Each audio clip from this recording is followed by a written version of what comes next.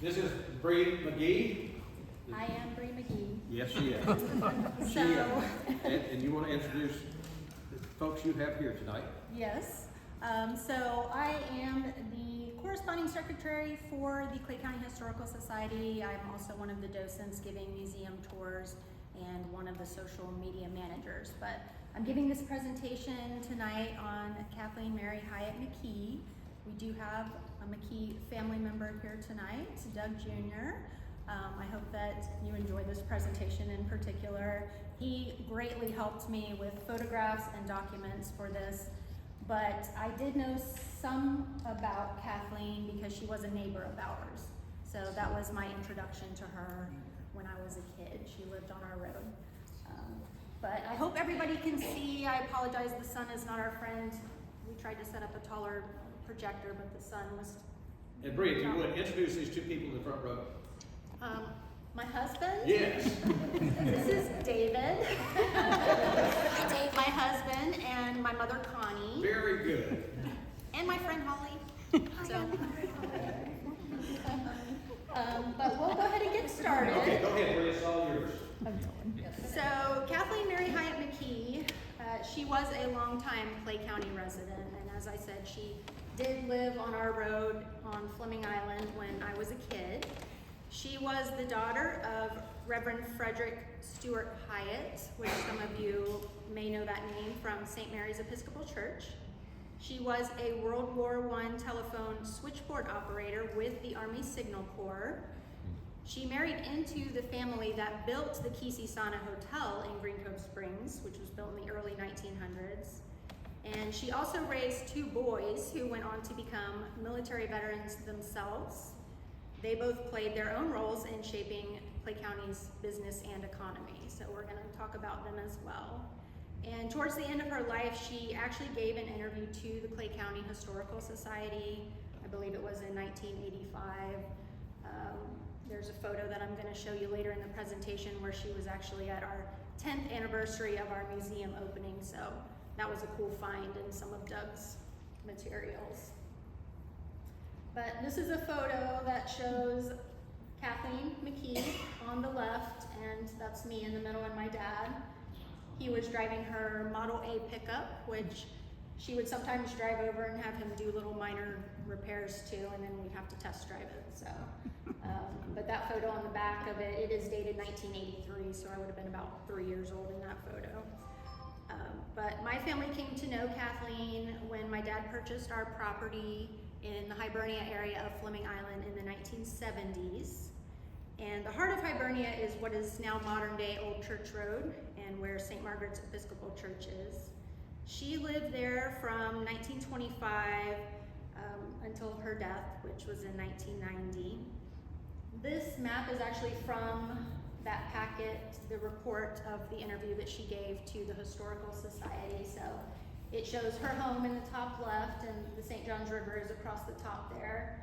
And so it shows the proximity of her home to what was the Fleming Hotel in Hibernia. And that area is where I live currently with my family. She lived basically across the road, Old Church Road, from St. Margaret's Episcopal Church. But we're going to start with her childhood, which I was really pleased that Doug had at least one photo of her as a little girl, because that was something I was really hoping to see in his family photos. She was born in 1898 in Gloucester, England. Her father was Frederick Stewart Hyatt.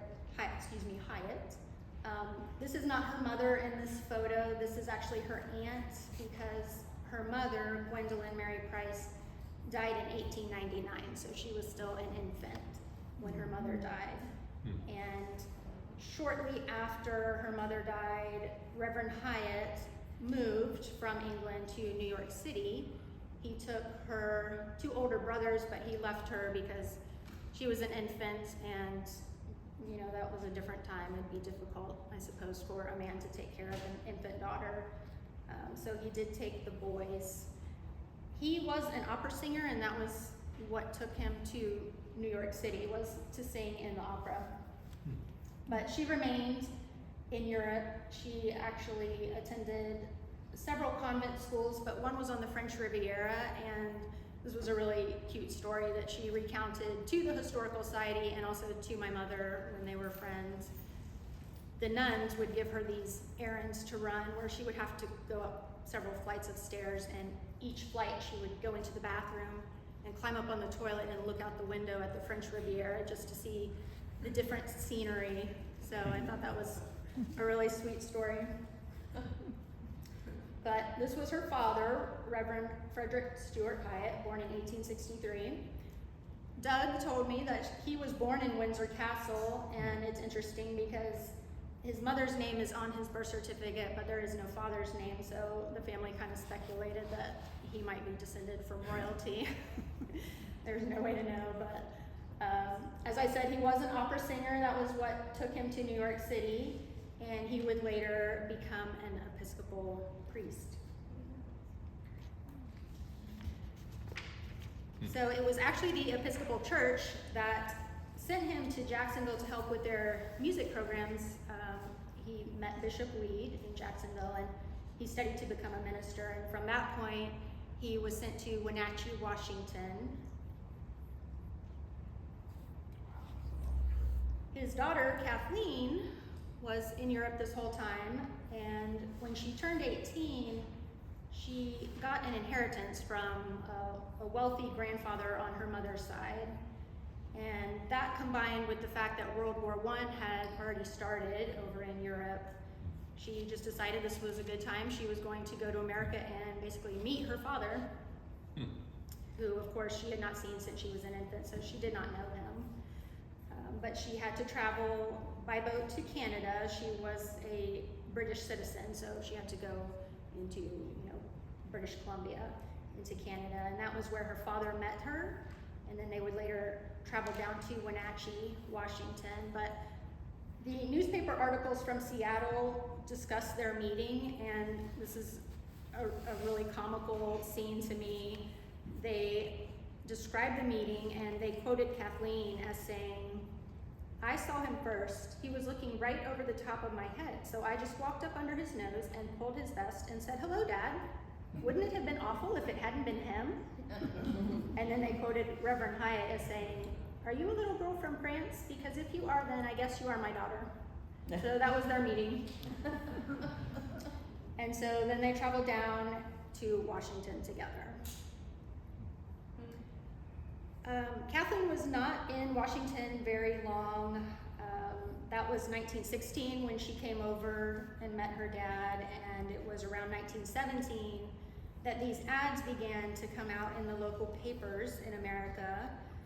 The United States had entered into World War I, and so General Pershing, who was leading the expeditionary forces in France, needed girls to operate the switchboards in France. So he put out these ads, and the requirement was that the girls had to be fluent in French and English. And it was also believed that women were better at a switchboard job than men. They had discovered that they had more patience and were more courteous. And they also discovered that they could actually connect the calls faster. If you're not familiar, if there's any young people here that aren't familiar with the switchboard, there was this board that lit up, and a physical person had to move a cord from here to here to connect calls. So that was what they needed these young women for.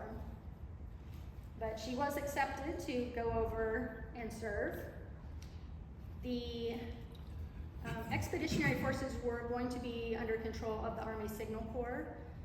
So these young women believed that they were going over and serving in the Army. There were some articles here in her local papers describing what she was going to be doing. She first had to go to San Francisco and train with the Pacific Telephone and Telegraph Company. She later went to New York and then down to Atlantic City for further training with the Army Signal Corps. And then she had to travel on a boat to France along with all the soldiers. So the article mentions that there were 3,000 male soldiers, and then however many of these what they called the Hello Girls ultimately. In total, I believe there ended up being 223 of these young women, but they didn't all go over at the same time. It was like one unit went over and then another unit. So Kathleen was unit 4.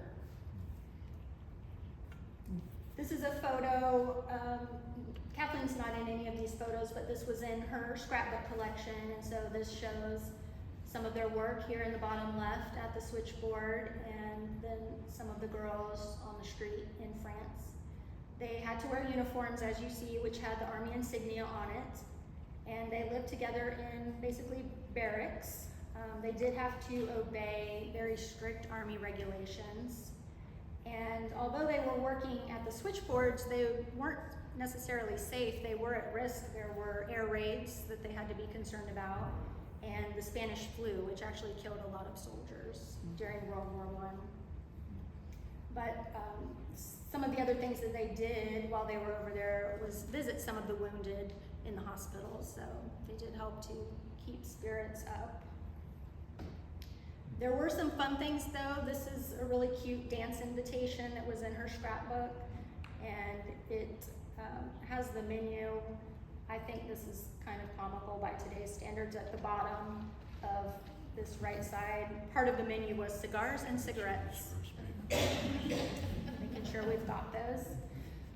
This is probably from her voyage home, just judging by the date. It's August of 1919, but this was going to be an event on this boat, the Niagara, and it was going to include singing, a comedy monologue. But what I found interesting looking at this, at the bottom it mentions there's going to be some boxing matches, and there were 3 separate matches, but the first one was ladies, and it was Hyatt versus LaSalle, who I looked up, LaSalle was actually one of her unit members, so I just thought that was comical to think of, you know, these little switchboard operators boxing each other.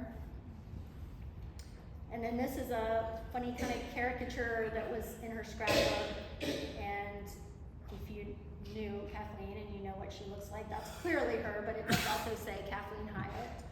And I'm guessing that this gentleman in the uniform must have been maybe Italian or French Army, because just judging by his hat, and also you can kind of tell he has sort of a French or Italian looking mustache. But she is saying to him, it's in French, it says "Fini lame duck," which seems to be translated to "lame duck is finished," and he's saying "Pourquoi vous fini lame duck," which seems to translate to maybe "Why did you end up a lame duck?" So, if you'll notice in the bottom, she does have a bandaged ankle, so she must have had some kind of injury. But I thought that was really cute. The World War I Hello Girls were obviously very important in combat because they were helping to communicate between headquarters and the battlefield. So this is a card that Kathleen kept, and it was something she was very proud of. On what we know now as Armistice Day, November 11th of 1918. The first armistice was a ceasefire. It wasn't the immediate end of World War I, but it did halt fighting for a time, and this shows that she connected a call from General Pershing on that day at 10:20 a.m. with General Dawes, who was in Paris. And talking about this in her later years, she always said that this was a call that was kind of finalizing the details of that first armistice. So she was very proud of that. So when the girls got back to America, they were told that they weren't in the Army. They thought they'd been in the Army this whole time, and they came home expecting an Army welcome, and they did not get that. And there were several reasons why they thought that. Part of it was how they were portrayed in the media prior to going over there. This is a headline talking about these girls are going to be going over, and it calls them switchboard soldiers. And then this little blurb down here says they will have the same privileges and allowances as Army nurses. They also had to sign oaths So on the left, although this isn't a copy of the oath, this was a letter to Kathleen saying you need to sign this oath from the War Department. And she made a little note on the bottom that she had signed this oath January of 1918. And they also had military regulations to follow. So they had to keep their living quarters clean and ready for inspection. They could not travel freely around France. They had to get passes if they wanted to go out. And of course they had to wear these uniforms with Army insignia on them. This is a little blurb from a letter to Kathleen that she had in her scrapbook, and it's dated Christmas Day, 1918. And it says, the expression of commendation expressed in this volume cannot be added to by my humble but heartfelt Merry Christmas from a soldier to soldiers. So that was from John Hart, Captain Signal Corps. So they were, of course, under the impression that they were Army soldiers this entire time. And this bottom picture shows her unit, unit number 4, and she's actually the very first one in the top left there. And you can see they're wearing their Army uniforms. So when they got home, as I said, they were told that they had never been soldiers, that they had been contracted civilian employees. And right away, this started what ended up being a 60-year fight for recognition as having served in the Army. So the letter on the left is dated August 1919, and it's just basically letting her know what her last day of service is going to be. The letter on the right was dated July of 1920, and it's denying her a victory medal. She had written away and asked if she could have a victory medal, and she received this letter saying, the telephone operators of the Signal Corps are not among those who are entitled to the medal. So that's just an example of one of the things they were denied, but of course, being told they weren't in the Army, they also did not get Army benefits like other soldiers would have. So before I tell you how her battle ended, I'm going to tell you what she was doing for those 60 years, besides writing to the government. So Reverend Hyatt, he ended up back in Florida. He was invited by Bishop Weed to serve at both St. Mary's and St. Margaret's. It's my understanding that St. Mary's was a summer church at that time, and St. Margaret's was kind of the winter church. They didn't have weekly services at St. Margaret's, so he could serve at both. So he asked Kathleen if she wanted to go to Florida after she had returned from France, and she said sure. So they left in December of 1923 in his Studebaker. They drove as far as Texas, and then the roads were like washboard and they couldn't go any further in the Studebaker. So they ended up getting on a boat, which I read they actually took down around the Keys and got into Miami, and then I think they took a train from Miami to Jacksonville and somehow had their car delivered to Jacksonville. So that's a photo of Kathleen. I'm not sure where or when that photo was taken, but you can see she's a very young woman there. So that's about the age she would have been when she came to Florida with her father. That is the St. Mary's Rectory, which is still on St. John's Avenue today, and that's actually where they lived when they first came to Florida together. So shortly after arriving in 1924, they met the McKee men, and that was Louis Hargis McKee and his son Louis Coughtry McKee. The woman on the right is Louis Coughtry McKee's mother, Eloise, but she died when he was a child. So Louis Hargis, a few years after she passed away, actually married her twin. So that was who lived with him in Florida, but I did want to include a photo of Louis Coughtry's mother. So Louis Hargis McKee, who we'll just call Louis H., He was from New Jersey. He had a furniture store there, and he had become familiar with Green Cove Springs just traveling down. It was common to do business in Cuba in those days, and so it was during his trips down to Cuba on furniture business that he became familiar with Green Cove Springs, and he enjoyed the town. He had become familiar with it, and so he decided that he wanted to live in Green Cove Springs. He built the Kesey Sauna. It was open to the public, I believe, in 1907 on the site of where the Clarendon had been. So that's the Clarendon on the top left, which had burned down around 1900. And then Lewis H. built the Kesey Sauna in its place. Kesey Sauna is French, and it roughly translates to "here is health." So, as were a lot of hotels at that time, it was touted as a destination for people, you know, invalids, people convalescing, in addition to just being a resort. So it had a lot of features that were unusual for the time, features that other hotels in Green Cove Springs did not have.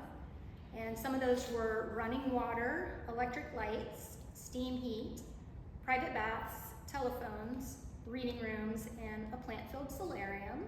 And then they also had excursions like guided hunting and fishing, lawn tennis, Turkish and Russian baths, a billiard room, card rooms, and its own golf course. And this photo on the bottom right was in Kathleen McKee's document, and it shows the golf course, which I've been told was in the area where the Kindred Hospital nursing facility is now. But it has the sign that says Kesey Sauna Spa and Hotel Golf Lanes. And then the people that are in the cart, that is Lewis H. and his wife, Lillian McGhee, who was Eloise's sister. This is an advertisement card from the Kesey Sauna. It was a double-sided card, so it showed the hotel on one side, and then on the back side, the spring boil, which Lewis H. had control of, and they had an indoor covered swimming pool adjacent to it, and a casino.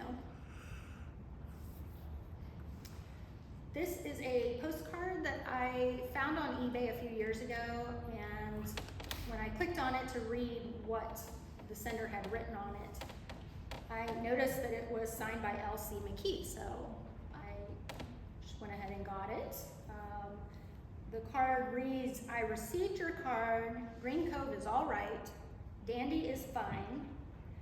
We leave here for Trenton in 10 days. Your friend, L.C. McKee." And it's dated May 6th of 1908, so shortly after they had built the Kesey Sauna Hotel. And I always assumed that Dandy was a dog.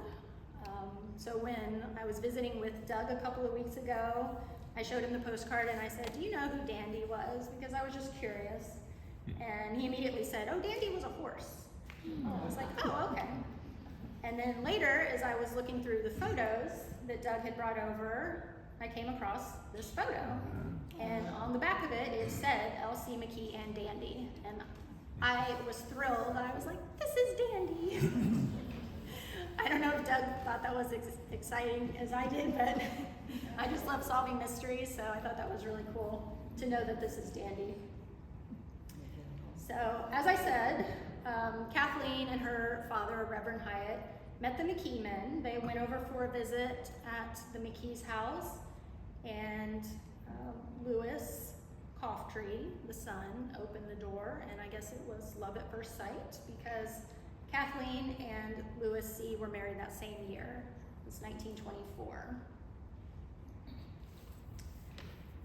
The following year, Lewis H. sold the Kesey Sauna to J.C. Penney, and he also purchased this home in Fleming Island in the Hibernia area for his son and daughter-in-law. So this is where they lived from 1925 on.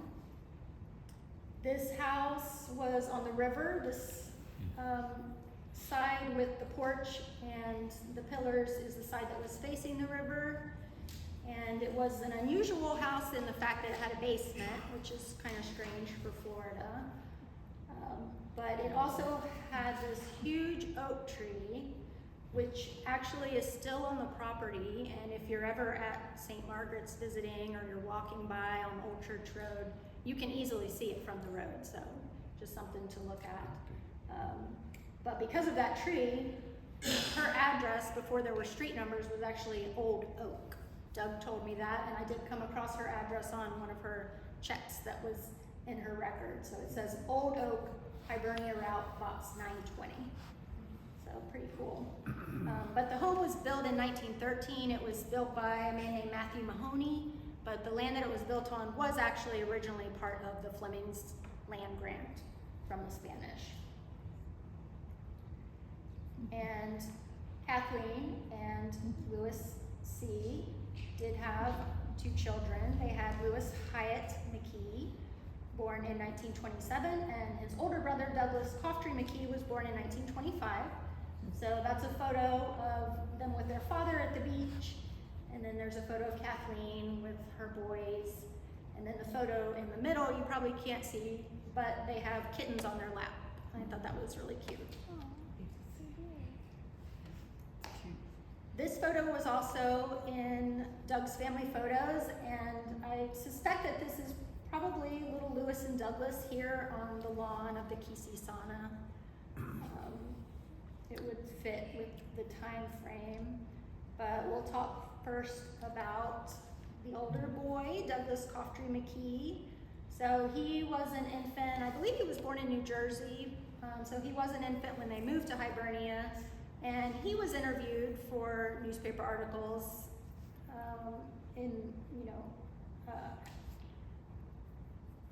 back in Clay County, tracing history. So he recalled that living in Hibernia, he remembered like milking cows, picking citrus, which he said they had so much citrus they were able to ship it to New Jersey to his family. But he also noted that he went to the Old Clay School, that's what he called it, so I'm assuming this class photo that was in his records was from the Old Clay School. And he said that it had all 12 grades on one block, and that a senior student, Louis Canova, drove the bus. I mentioned that to Becky here because she's descended from Canovas. And you said that was an uncle? My uncle. Your uncle. So that's pretty cool. But that's little Douglas there. And most people know that Douglas started the first animal hospital in Orange Park, but if you didn't, there is a picture of it. The building still exists. It's on Park Avenue. They don't have the sign anymore, of course. But he did start the very first vet practice in Clay County.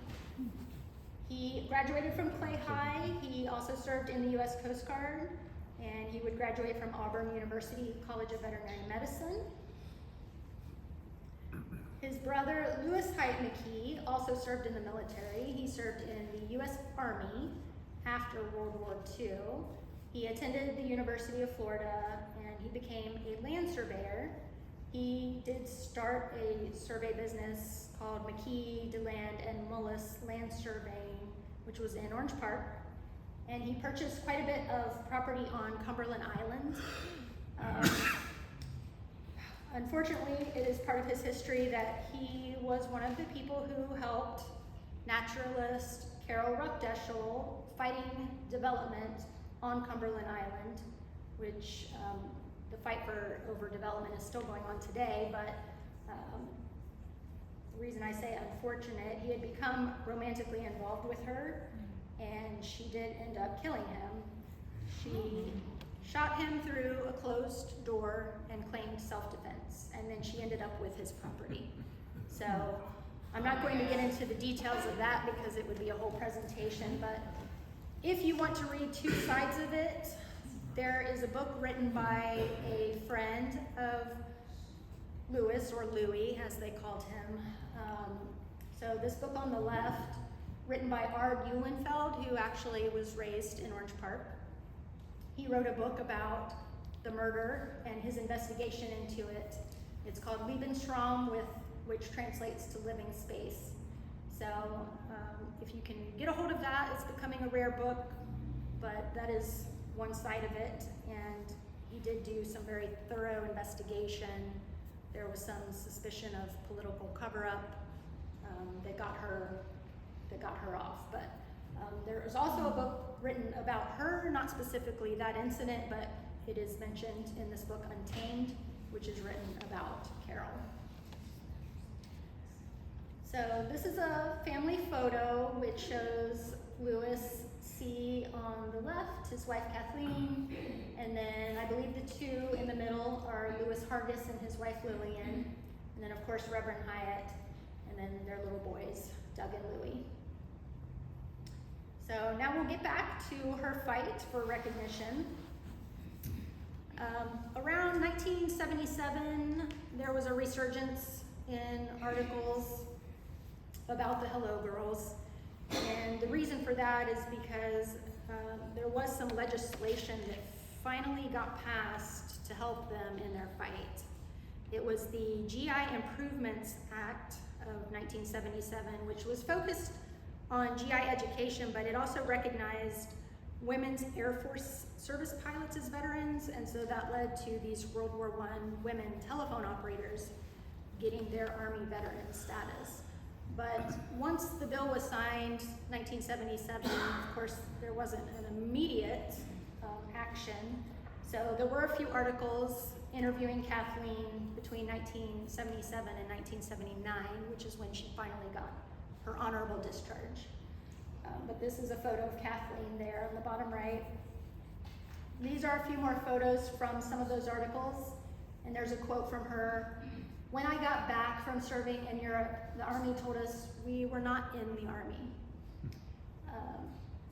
These two photos show her in her Model A, which she used to drive around. And it's funny because one of those photos, it says, Mrs. McGhee threatened to drive her Model A to Washington. But this is a typed summary that was in her records. This was basically a summary of things that she had been writing to, senators and whatnot, part of her arguments. And so the most poignant part of this, she says, recently a former Signal Corps telephone operator, unable to secure needed hospitalization, ended her life in the Willamette River. A few weeks later, we read of a yeomanette from the same city of Portland, Oregon, who had died in the Veterans Hospital and was buried with full military honors. Is it not ironic that the one who remained at home in Navy uniform should receive more consideration than the one who, in her Army uniform, braved the perils of a fighting war on foreign shores? But she did finally get her recognition. You can see how happy that made her, this photo on the left. She was not a person that smiled very often, and so that's something that really struck me about this photo, is how happy she looked. But the ceremony was held in Green Cove Springs in the courthouse, not this courthouse, I don't believe, but the newer one. And this gentleman here, I believe from articles, was Major General Casey Bullard of the Florida Army National Guard. He was the one that presented her with her honorable discharge paperwork. And then there was also a little card that was sent to her from all the Clay County officials and staffs. And it just says, congratulating you on your very special day. May life be good for you in each and every way. So now we'll get to when my family grew to know Mrs. McKee, and that was in the late 70s, right around the time when she got her recognition, although I don't think she really bragged about it to them, surprisingly. She would tell bits and pieces to my mother, who became fairly good friends with her. But she was kind of a private person, and she just told you what she wanted to tell you. And my mom often said she would try to get little pieces of information from her. She wanted to know what her life had been like in Europe, and she just would tell you little bits of things. But one thing she did do was really begin to teach my parents about the history of Fleming Island and the Fleming family and the hotel. because my dad didn't know any of that when he bought our property in Hibernia. This is the cover of a little summary that she made that basically just talked about the history of St. Margaret's and the Fleming family in Hibernia. So she gave a couple copies of that to my parents. And she was also interested in preserving history with the Clay County Historical Society, and she gave them an interview, which that's the cover of it on the left, and it's dated October 9th of 1985. The interview was given, I believe, at her home, and Clay County Historical Society members Betty Lemon Kenny and Willis Wright came to her home and took this interview. And the photo on the right shows Mrs. McKee there on the bottom right, and it on the back said 10th anniversary celebration of the Clay County Museum, October 10th, 1985. So that was the day after she gave the interview.